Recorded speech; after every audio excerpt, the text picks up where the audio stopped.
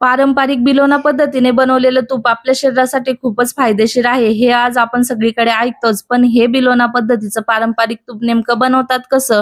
हे आज आपण गोपाळ ऑर्गॅनिक फार्म या ठिकाणी जाऊन बघणार आहोत. तर या ठिकाणी आहेत ह्या गिरगाई. गिरगाई म्हणजे अशा गायी असतात ज्या मुक्तपणे चरतात, वेगवेगळ्या पद्धतीचे गवत खातात व पावसाचं शुद्ध पाणी पितात आणि त्यांचं दूध काढण्यासाठी कुठल्याही मशीनचा वापर केला जात नाही, तर हाताच्या साहाय्याने दूध काढलं जातं व अशा पद्धतीने त्या दुधापासून दही बनवून त्याचं लोणी कढवलं जातं चुलीवरती.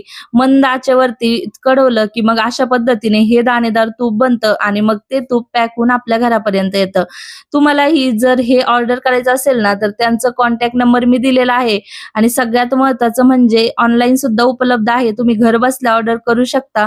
तर त्यांना नक्की कॉन्टॅक्ट करा. व्यवसायासाठी तूप पाहिजे असेल तर त्यांची स्वतःची गौशाळा आहे. ते तुम्हाला होलसेल रेटमध्ये सुद्धा तूप प्रोव्हाईड करतील.